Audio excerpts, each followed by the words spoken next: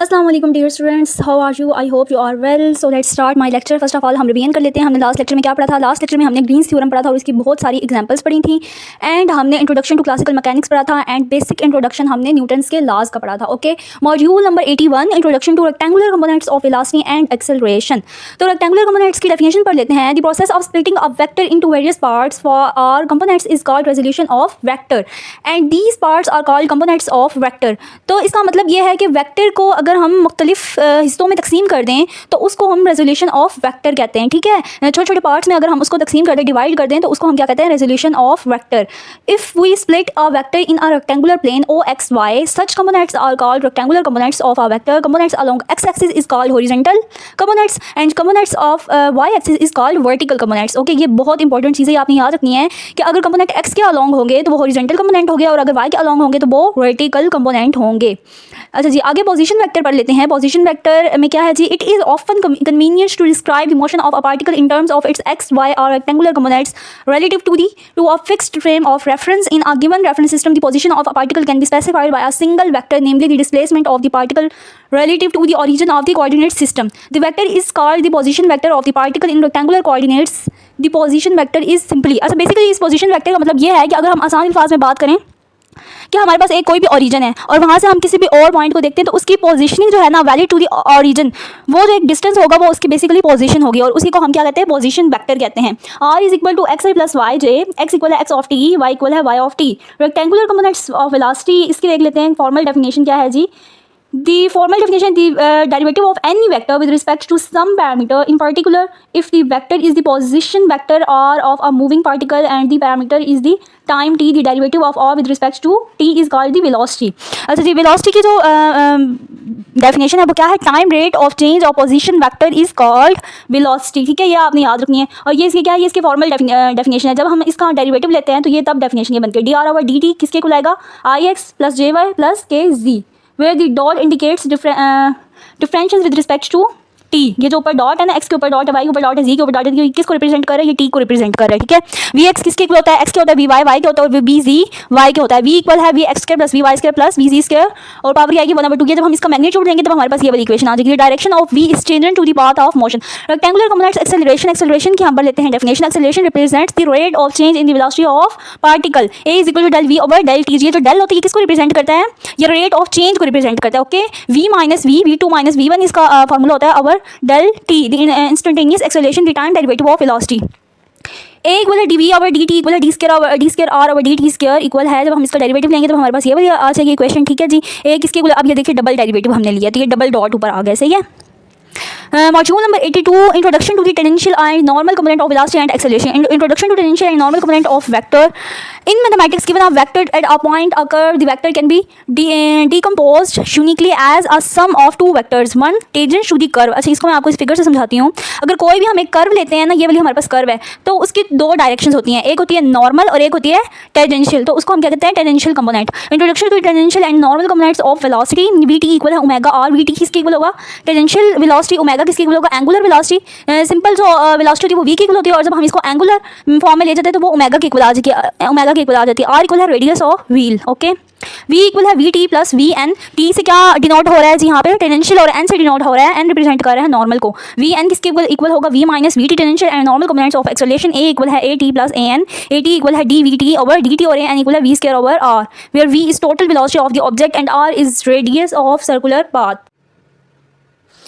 अच्छा जी, नेक्स्ट हमारे पास है Module number 83 example of tangential and normal acceleration. Consider the space curve C with the position vector r given to be r time t. r किसके equal आएगा? 5 cos 3t plus 3 sin 3t plus 10 t के. ये हमारे पास r की equation दे दी है. Fine हमने क्या करना है? यूनिट टेंजेंट वेक्टर और दूसरा हमने फाइंड करना है वेरीफाई b इक्वल है v t के इक्वल है. Okay, tangent vector to the space curve c, इसका फॉर्मूला क्या आएगा? d over D R over D T. ये अभी हमने ऊपर पढ़ा है. तो ये जो इक्वेशन है ना, इसका हमने डेरिवेटिव ले लिया तो हमारे पास ये आ गया. उसके बाद हम इसका मैग्नीट्यूड लेंगे तो हमारे पास फाइनल ये वाली फॉर्म आ जाएगी और फिर हमने यूनिट वेक्टर लेना है. यूनिट वेक्टर लेना तो आपको आता है ना, तो फिर ये हमारे पास फाइनल आंसर आ जाएगा इसका. ओके, ये आ गया हमारे पास वी टी और ये किसके इक्वल आ गया? वी टी के इक्वल आ गया. ठीक है, दोनों हमारे पास पार्ट्स प्रूव हो गए हैं. नेक्स्ट हमारे पास है module number 84 curvature and radius of curvature. Statement पढ़ लेते हैं. If T is a unit vector to a space curve C then show that D T over D S is normal to T, prove हम इसको करते हैं, T dot T किसके equal आएगा, 1 के इक्वल आएगा। Okay, then differentiating with respect to S, इसको S के अकॉर्डिंग हमने डिफरेंशिएट करना है, मीन्स कि हमने इसका डेरिवेटिव लेना है।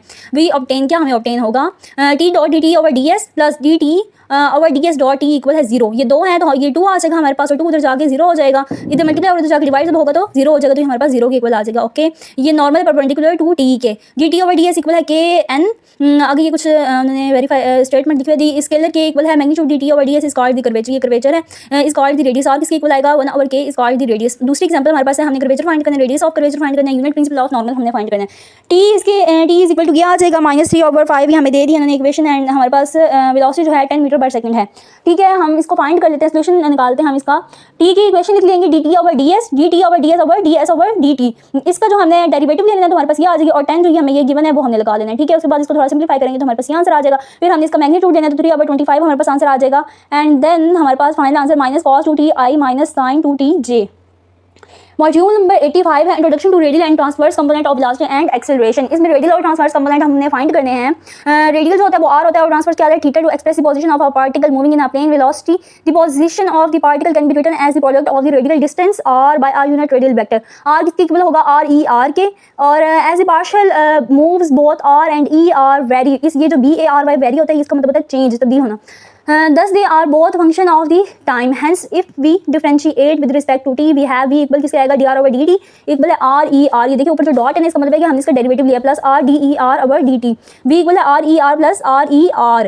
ये हमारे पास क्या है, ये प्रोडक्ट फार्मूला हमने इधर लगा दिया। ठीक है, ई आर किसके इक्वल आएगा, cos theta i plus sin theta j, E theta किसके इक्वल आएगा, -sin theta i plus cos theta j। इसका जब डेरिवेटिव लेंगे तो हमारे पास ये आ जाएगा, ई आर इसके इक्वल आ जाएगा, और ई आर का जब हम डेरिवेटिव लेंगे तो वो इसके इक्वल आ जाएगा। ठीक है, तो derivative of E R equal है derivative of theta E theta के। ठीक है, ये आपने ये वाली जो है ना, ये बहुत इंपॉर्टेंट ये वाली है, ये आपने याद रखना है अच्छे से। एक बार D we over D T और double derivative of R E R plus, ये वही फॉर्मूला हमने लगा दिया था। ठीक है, D E R over D T and D E theta over D T are given by equation, मतलब इसकी इक्वेशन हमें गिवन है। ठीक है, ई आर किसके इक्वल आएगा, डेरिवेटिव ऑफ थीटा के क्रॉस ई आर। अच्छा जी, एक इसकी इक्वल आ जाएगा double derivative of r minus r derivative of theta square E R plus r double derivative of theta plus 2r theta derivative E theta. तो ये जो equations है ना, ये सारी आपने बहुत अच्छे से याद करनी है, इसकी प्रैक्टिस करनी है 1-2 बार तो आपको ये याद हो जाएगी। Radial component of acceleration vector is A R equal है double derivative of r minus r derivative of theta square, ये भी हमने ऊपर ये वाला देखा है, ए थीटा इसके इक्वल आ जाएगा। ठीक है, इसका हमने डेरिवेटिव लेना है तो हमारे पास ये आ जाएगा। उसके बाद देख लेते हैं module number 86, example of radial and transverse component. जो ऊपर हमने रेडियल और ट्रांसवर्स कंपोनेंट फाइंड किए हैं, अब उसके हमारे पास एग्जांपल आ गया, अब हमने एग्जांपल उससे वो फार्मूला लेके हमने ये एग्जांपल सॉल्व कर दिए। ठीक है, on a horizontal turntable that is rotating at constant angular speed, a bag is crawling outward on a radial line such that its distance from the center increase quadratically with time a r किसके equal हमें इन्होंने दिया है b t square के, और theta किसके equal दिया है ओमेगा t के, where b and omega are constant find the acceleration of the bag. हमने एक्सेलरेशन हमने फाइंड करना है। ओके, a किसके इक्वल है, a एक्सेलरेशन का फार्मूला लगा देना है। ठीक है, फिर जो जो चीज़ें हमें गिवन है वो हमने इसमें पुट करनी है, और बस जी हमारे पास आंसर आ जाएगा। मॉड्यूल नंबर 87 रेफरेंस सिस्टम और इनर्शियल फ्रेम। फ्रेमवर्क के हम एग्जांपल पढ़ लेते हैं। A framework that is used for the observation and mathematical description of physical phenomena and the formulation of physical laws usually consisting of an observer a coordinate system and a clock. इसमें बहुत अच्छी लिखी है, size position और motion can be made. अच्छा, इसमें जो framework का मतलब है ना, this is a system of axis. तो ये क्या है, सिस्टम ऑफ एक्सिस है, इसमें 3 चीज़ें हैं, साइज पोजीशन एंड मोशन। ठीक है, बस ये इसमें चीज़ याद रखने वाली है। इनर्शियल फ्रेम तो आप बहुत 9-10 से आप पढ़ते आ रहे हैं इसकी डेफिनेशन। तो इनर्शियल फ्रेम का बेसिकली मतलब होता है, इनर्शियल लॉ अगर आपको आता हो, इसका मतलब है कि स्टेट ऑफ रेस्ट और स्टेट ऑफ मोशन में अगर कोई एक चीज़ है तो वो जब तक उसके ऊपर कोई एक्सटर्नल फोर्स नहीं ना अमल करेगी, कोई भी एक्सटर्नल फोर्स नहीं लगेगी, वो चीज़ या तो वो मोशन में रहेगी या फिर वो रेस्ट में रहेगी। फॉर एग्जांपल, अगर हम शेल्फ पर बुक्स रखते हैं बहुत सारी, तो जब तक हम उस पर एक्सटर्नल फोर्स नहीं लगाएंगे, हम उन बुक्स को नहीं हिलाए जाएंगे, हम उन बुक्स को नहीं उठाएंगे, तो वो बुक्स वहीं पर ही पड़ी रहेंगी, वो नहीं ना इधर होंगी ना उधर होंगी, बस वो स्टेट ऑफ रेस्ट में रहेंगी। अगर स्टेट ऑफ मोशन में कोई गाड़ी चल रही है तो वो चलती रहेगी, जब तक हम उसके ऊपर ब्रेक नहीं लगाएंगे, हम एक्सटर्नल फोर्स नहीं लगाएंगे, तो वो मोशन में ही रहेगी। तो ये है इनर्शियल लॉ बेसिकली। ठीक है, मॉड्यूल नंबर 88 में है एग्जांपल ऑफ इनर्शियल फ्रेम। अब हमने जो इनर्शियल फ्रेम पढ़ा है उसके हमने एग्जांपल पढ़नी है आगे। In order to illustrate the concept of inertia, illustrate का मतलब वजाहत करना। अब हमने इनर्शिया की लॉ की हमने इसमें वजाहत करनी है एग्जांपल से। We will consider the example of earth. Statement क्या है, calculate the centripetal acceleration relative to the acceleration due to gravity. अच्छा जी, ये उन्होंने हमें दे दी आर ई जो है earth equator the radius of the earth किसकी इक्वल है 6.4 क्रॉस 10⁻6 किलोमीटर और the earth in its orbit sun से जो वो है ए ई इक्वल है 150 क्रॉस 10⁻6 किलोमीटर। और ये दूसरी इन्होंने आर जी भी दे दी, वी जी भी दे दिया। अब हम इसका सोल्यूशन निकाल लेते हैं। ए सी किसकी इक्वल आएगा ओमेगा स्क्वायर आर के इक्वल आएगा, ठीक है। 2 pi over T whole square into R equal है 4 pi R square over T square. जो फार्मूला है ना ये आपने बहुत अच्छे से याद करने हैं। अगर फार्मूला आते होंगे तो आप एग्जाम्पल सॉल्व कर सकोगे, ठीक है। ए सी ओवर जी इसके इक्वल आ जाएगा हमारे पास। और बस हमने जो हमें ये वाली वैल्यूज दी हुई है वो हमने इसमें पुट करनी है और बस हमारे पास ये वाला आंसर आ जाएगा 3.4 cross 10⁻6 by putting values b in 1 here. R equal है ए ई, हमने ये जो हमें वैल्यू पुट दी हुई है गिवन है वो हमने इस फार्मूले में पुट करनी है और बस हमारे पास ये आंसर आ जाएगा। और सी वाले पार्ट में भी बस हमने इसमें पुट करनी है और हमारे पास ये आंसर आ जाएगा, ठीक है।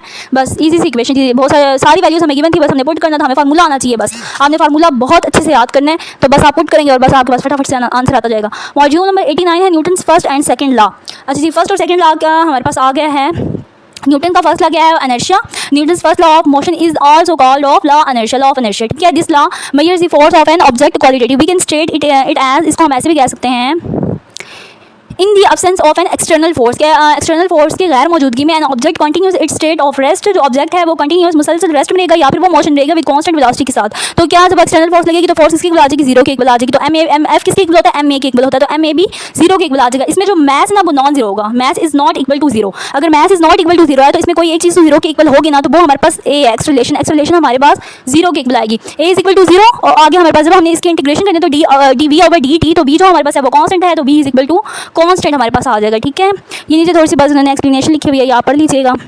फिर हमारे पास एग्जांपल है a ball kicked in a ground a car moving with constant velocity a book lying in a shelf. ये देखिए मैंने आपको ये एग्जांपल दी भी थी, ठीक है।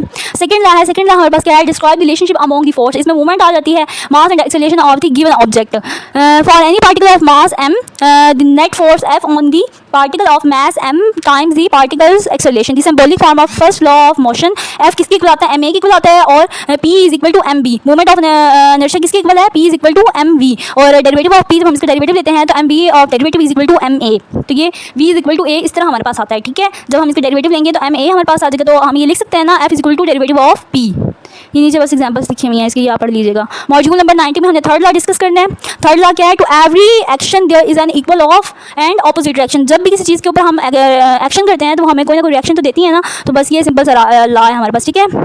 F12 इक्वल है माइनस F21। माइनस हमारे पास क्यों लगता है, जब हमारे पास डायरेक्शन चेंज होती है तो हम माइनस लगाते हैं। पहले हमारे पास 1 2 था, ये हमारे पास एक्शन था, जब हमारे पास रिएक्शन आएगा तो ये 2 1 हो जाएगा, ठीक है। एग्जाम्पल है इसकी, ये आपने पढ़ लेनी है, ठीक है। Law of conservation of movement, definition of linear momentum पढ़ लेते हैं। If a body of mass m is moving with velocity and the movement of the body is equal to the product of mass and velocity of the specific body. भी किसके equal है, movement का भी हमने formula पढ़ा है mv के equal है। It is a vector quantity, vector quantity और इसका हमने एज यूनिट याद रखना है, ठीक है, किलोग्राम मीटर पर second. Movement of system of particle, जब हम इसका सम लेंगे तो हमारे पास ये वाली फॉर्म आ जाएगी, ठीक है। फिर ये भी आपने देख लेना statement law of conservation of movement f external जो हमारे पास फोर्स होगी इक्वल टू 0 होगी, p is equal to 0, summation mi v equal है mv, कैपिटल mv आना है, ठीक है, कांस्टेंट है। f external is equal to mv, f external equal है 0, ma इक्वल है 0, m dv over dt equal है 0। जब डेरिवेटिव लेंगे तो हमारे पास ये वाली फॉर्म आएगी dv ओवर dt इक्वल है 0, v is equal to constant, v हमारे पास कांस्टेंट है, हमने पहले भी ऊपर पढ़ा था, mv is equal to constant. Explanation ये थोड़ी सी एग्जांपल लिखी हुई है, बस ये आपने देख लेनी है। So take care of yourself and अल्लाह हाफिज़।